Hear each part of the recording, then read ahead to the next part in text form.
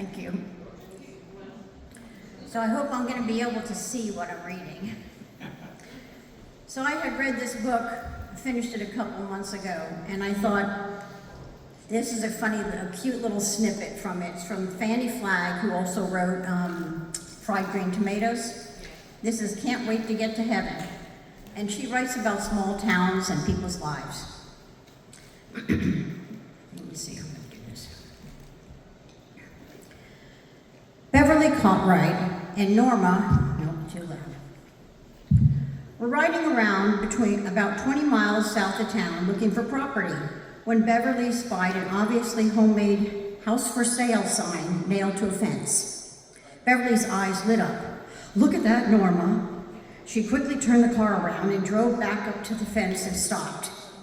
Down a long driveway and set on a pretty pine lot stood a neat little brick house that looked to be in pretty good shape. Beverly was excited. This must have just gone on the market in the last few days because it's not been in the multiple listings book. Beverly read that every morning like a racing form. She knew the details of every property listed and most of the time had seen the place before the realtor's open house.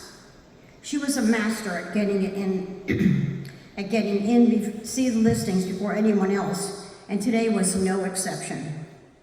Norma was still a greenhorn and still a little uncomfortable barging into people's homes, but not Beverly. Before Norma knew it, Beverly had driven up the driveway, stopped in front of the house, and was busy rummaging through her large purse for her tape measure and camera. She always had her purse with her wherever she went in case an unexpected real estate spotting happened. She was always prepared. Come on, we need to see this, Norma, she said as she got out of the car. But shouldn't we just call first? Said Norma as she reluctantly got out of the side of her car. No, I find it's best not to, Beverly said as she walked up and pushed the doorbell.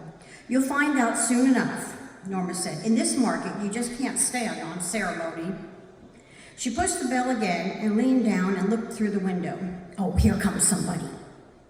An older man opened the door and they could hear the sounds of a football game on the television set inside the house. Can I help you? Beverly immediately flashed her 2-in-1 surefire real estate smile, apologetic yet friendly at the same time. Hi, I'm Beverly Cartwright, and this is my friend Norma. We are so sorry to bother you. I know this is a terrible thing to do to you on a Saturday, but if at all possible, we would just love to take a quick peek at your house.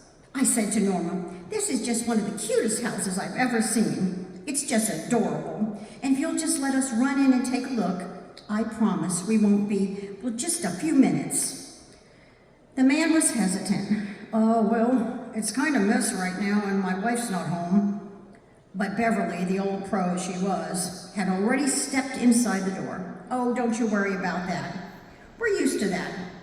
We just want to see the layout and take a few pictures.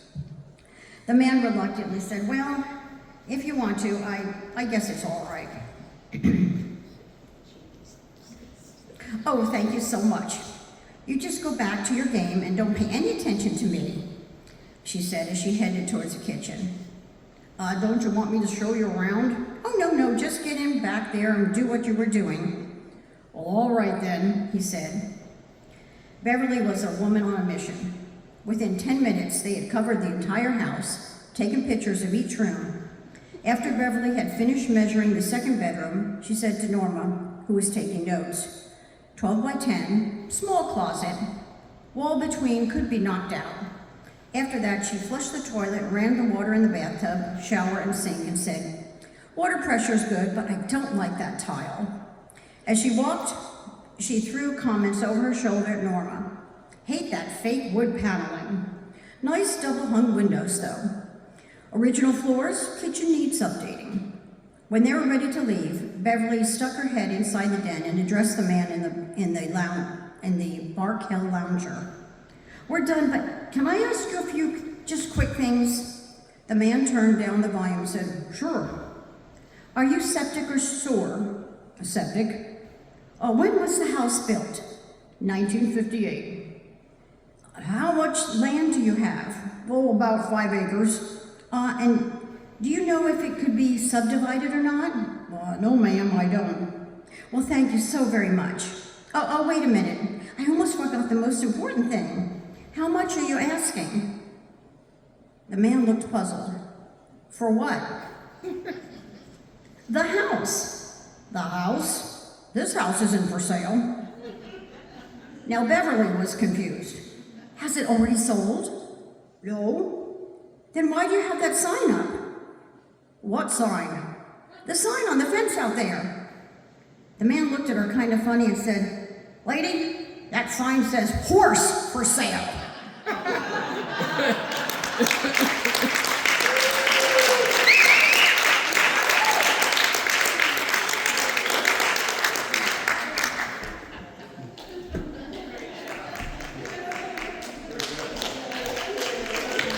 Thank you, Darcy. Isn't she wonderful?